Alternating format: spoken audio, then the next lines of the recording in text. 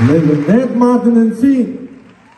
Blues Wine and Soul Festival intanto compie 20 anni, un bel traguardo, e c'è una tappa del festival al Teatro Pirandello, una location sicuramente che dice tanto per voi. Sicuramente dice tanto perché 20 anni fa cominciammo noi da Agrigento, proprio dove il festival rimase per 7 anni esclusivamente nella città dei templi, quindi i primi 7 anni furono solo ad Agrigento, quindi tornare a casa ovviamente era una tappa obbligata dopo 20 anni di grande storia.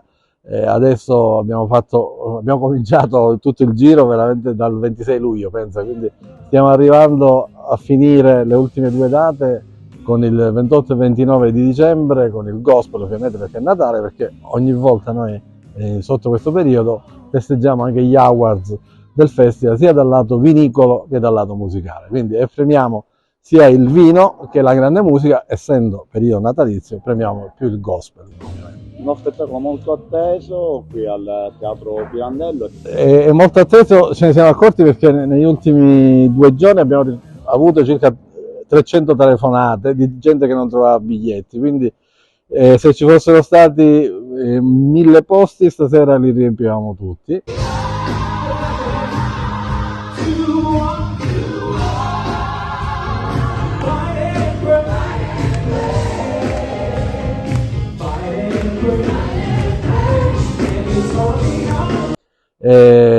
Stasera c'è Nat Martin che con il suo coro gospel che viene dalla Chiesa Battista di Chicago, è uno dei grandi nuovi volti del gospel che ovviamente come tutta la musica si evolve, si tramuta e quindi oltre alla tradizione assimila dentro la propria verve anche l'evoluzione moderna del gospel ricca di soul, di funk, di ritmi nuovi, e quindi loro appunto assemblano questo, la tradizione del vecchio gospel, del grande gospel che ha fatto sempre muovere popoli, assieme a quello che è la musica moderna, molto ricca anche di pop, se vuoi.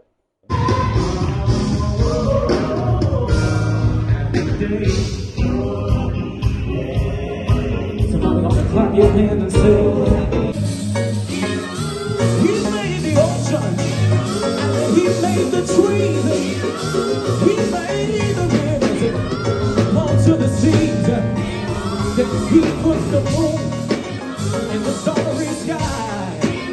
He's somebody bigger than you and I. He's somebody bigger.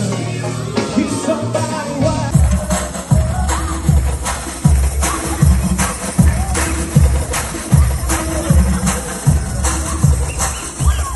Ready? Are you ready for the blues? Ready for you.